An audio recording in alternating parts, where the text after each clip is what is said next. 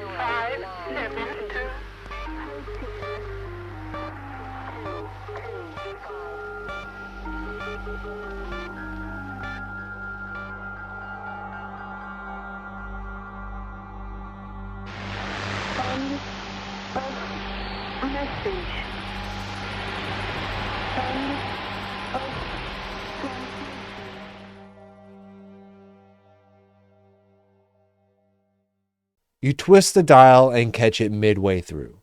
A voice that sounds almost human, like a mannequin given lungs, speaking over a blanket of static.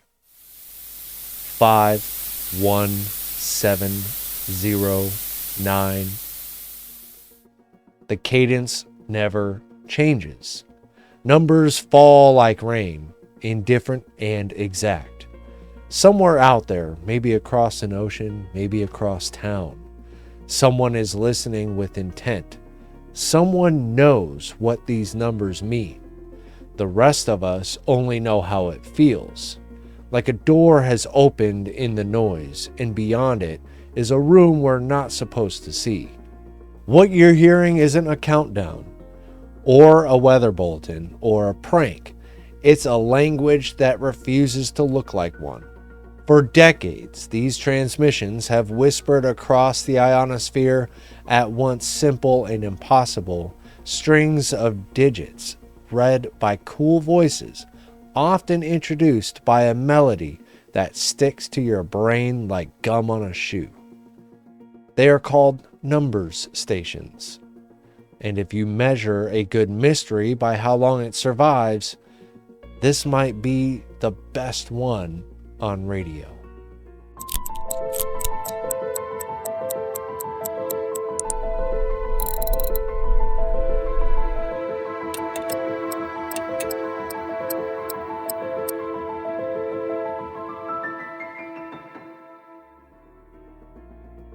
Shortwave radio wasn't built for ghosts, but it might as well have been. In the early 20th century, experimenters learned that the ionosphere could bounce radio waves over the horizon. A modest transmitter could hit a layer of atmosphere like a mirror and scatter its voices across continents. By the 1930s and 40s, you didn't need a newsroom or a military base to hear the world. You needed a kitchen table, a cup of coffee, and a receiver with a dial that wandered like a compass in a magnetic storm. That reach created a culture of anonymous listening. Before there were usernames, there were call signs and logbooks. Entries scribbled in pencil, frequency, time, what you heard, whether it felt like something no one else had found yet. Hidden among the weather faxes, maritime traffic, and time ticks were broadcasts that refused to identify themselves. No station ID, no country of origin, no commerce, no music, just numbers. In a medium that loved to be loud about who it was, these voices were mysteriously polite about saying nothing. The first appearances are hard to date. Intelligence work doesn't file press releases. But as soon as you had affordable receivers and a layer of sky that could fling a message over borders, You had the conditions for a strange kind of mail. A sender could speak to a single listener, anywhere on Earth without ever learning their name. And the listener could hear a message for them alone without ever having to speak back. It was the perfect tool for an era that trusted secrecy more than sunlight. By the time the world burned again in 1939, these secret voices had already become veterans of war. After the Second World War, intelligence went international. The Cold War split the planet into competing surveillance machines, and numbers stations multiplied like weather stations. Quiet, persistent, everywhere. If you were running an agent behind the Iron Curtain, you needed a way to command them without betraying their location. Radio solved that. The spy only had to listen. They never had to transmit. A passive receiver leaves almost no footprint. The math behind the voice was elegant and brutal. Messages were encoded with one-time pads, paper sheets filled with random numbers, shared only once between sender and agent, then destroyed.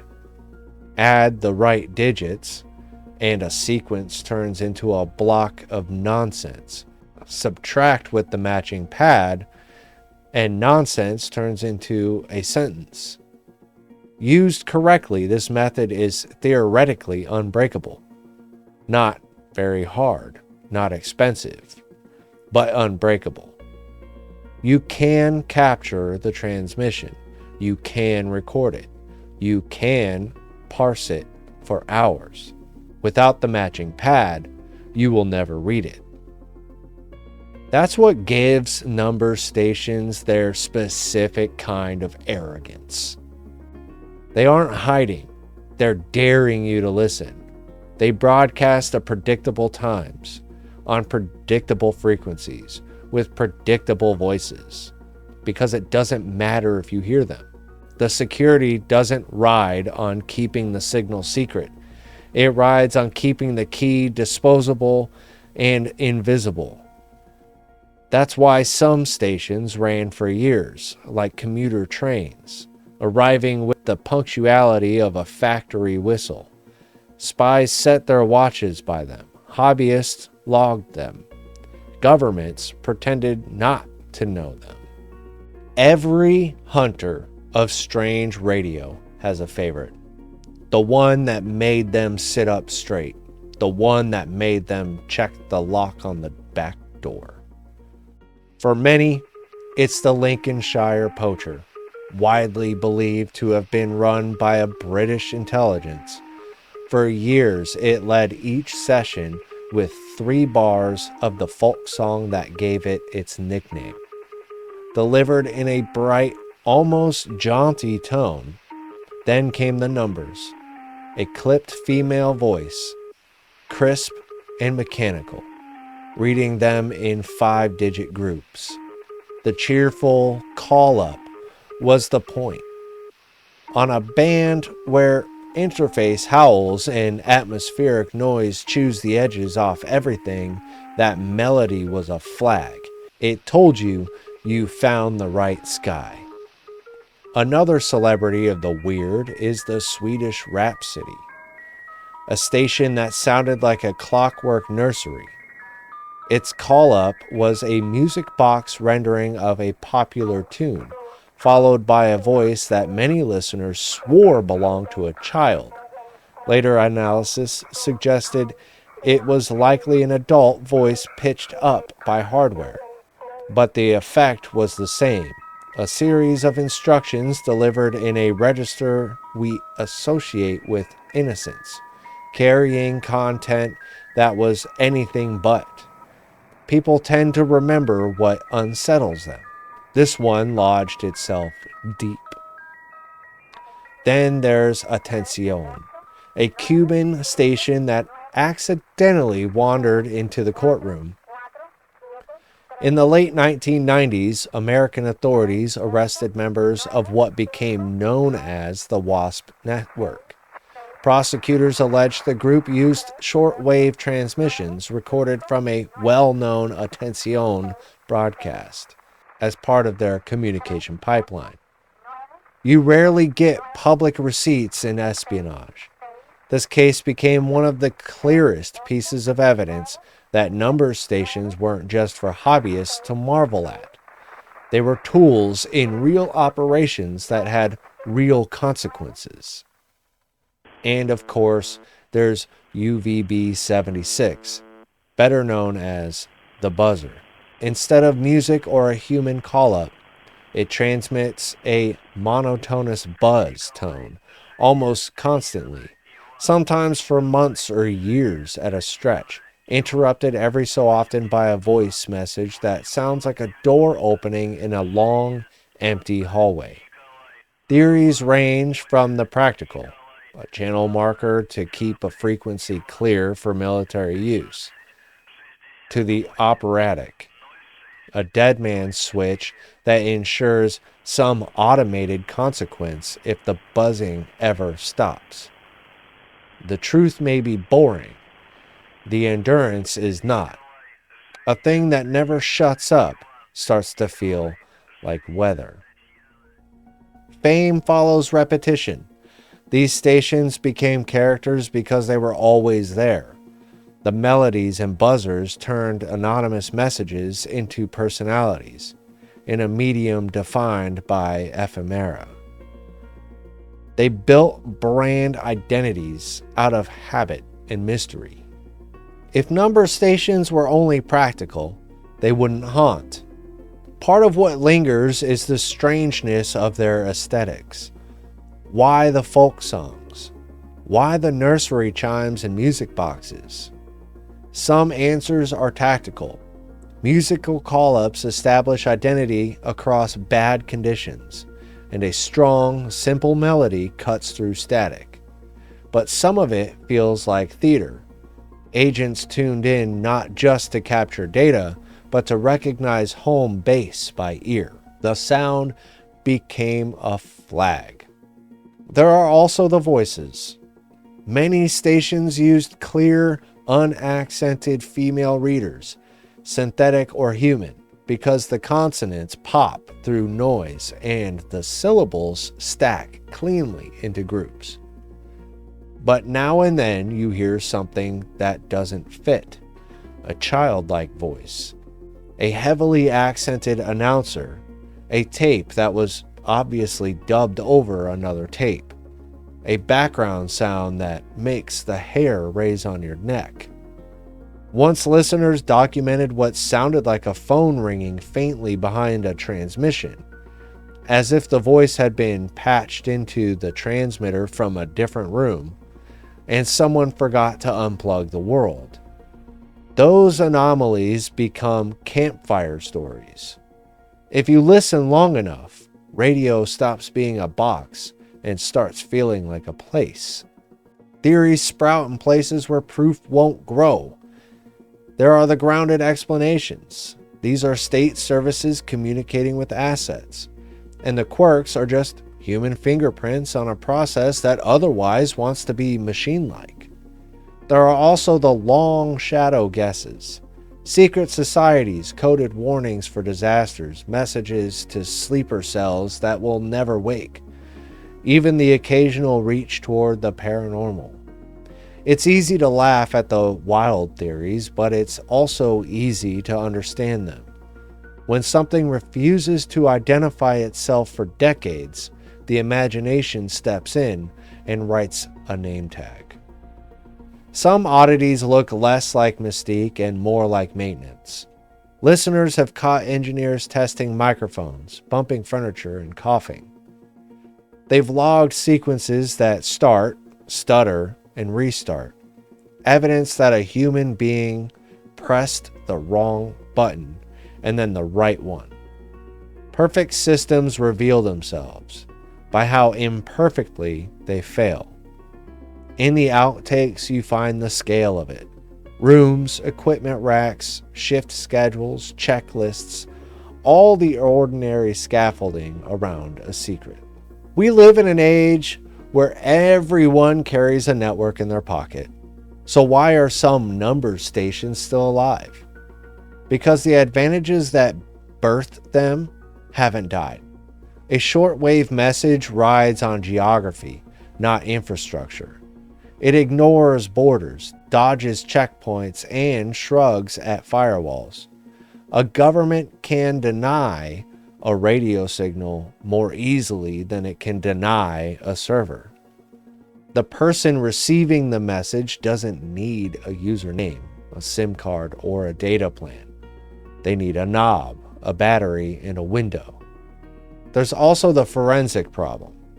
Digital systems leave trails, logs, metadata, backups, subpoenas that arrive in triplicate. Radio leaves footprints in sand. If you monitor the ether, you might catch a transmission, but you won't know who caught it with you. An agent can buy a receiver with cash, tune from a park bench, copy the message into a notebook, and burn the page in a sink. In an era that treats every byte as evidence, shortwave can feel like a river that erases its own banks. And then there's the robustness. Infrastructure fails under stress.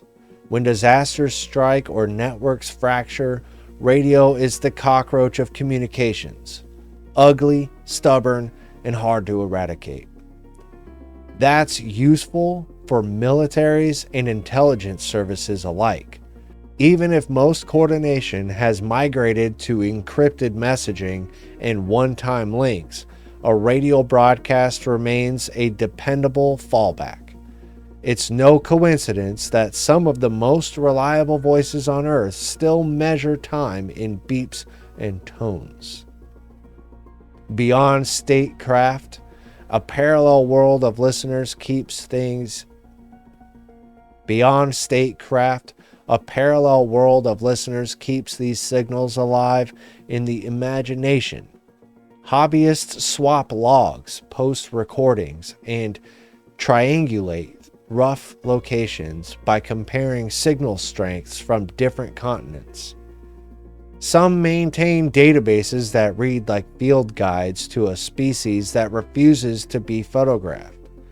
In every generation, a new listener hears a transmission for the first time and realizes that their living room at 2 a.m. is part of a map that doesn't exist on paper. Number stations have colonized culture without ever explaining themselves. They show up in films as shorthand for menace, in television as puzzles that lead to basements, in music as textures that sound like haunted weather. Bands sample the voices because the tone is both intimate and inhuman, and because 5 digits repeated with perfect indifference can feel like a love note sent by a glacier. But the deeper legacy is about how we think of secrecy. Most mysteries court attention. This one ignores it. The stations broadcast as if they will be heard because being heard doesn't hurt them. That flips the usual relationship between power and privacy. We assume that secrets hide in the shadows. Number stations suggest that some secrets hide in the open, the way a statue hides in a square. By becoming a piece of the scenery, you stop noticing. They also complicate nostalgia. Radio carries romance. It hums like an old appliance, warms like a lamp, and turns distance into a bedtime story. Number stations seal that romance and return something colder. They remind us that behind the melodies and the friendly time beeps lies a world of risky work done by people whose names we'll never know. It's possible to be moved by a voice and still not be sure whether you have wanted to meet the person who depended on it. For creators and researchers, the transmissions are permanent challenge. They ask for patience in a culture of speed. You don't binge a number station. You wait for it. You learn its schedule. You adjust for seasonal drift. You accept the role that weather plays in human communication. The ritual is half the point. It places you in a line that stretches back to kitchen tables lit by dim bulbs and ashtrays, to notebooks with coffee rings, to nights when the world felt larger because the room felt smaller. So here we are, back at the dial. The voices speaking again, patient as rain, indifferent as gravity. Somewhere a pencil moves, somewhere paper burns. Somewhere a pad is torn from the top and the ash swirls like snow. The rest of us are left with the feeling that the world is slightly bigger than we're told, and that a human life can be altered by sounds that carry to no obvious meaning at all. Number stations are not haunted in the supernatural sense. They are haunted in the human sense. By secrecy, by risk, by the quiet courage of people who knew that the voice on the air was more than theater. It was instructions. It was rendezvous. It was the difference between motion and stillness. If you twist the knob tonight and catch one in the act, you'll realize the pose immediately. A call-up melody, a pause, a breath. Then the drumbeat of digits falling into place. The transmitter was never speaking to us, but it has always needed us to hear it. That might be the strangest truth of all. A message can be meant for one person and still require an audience of strangers to keep it alive. In that sense, we've all been part of the circuit. We've all had a corner of the sky. This was Cracked Relic. As always, sources will be down in the description and coming up after this. And again, thank you for watching.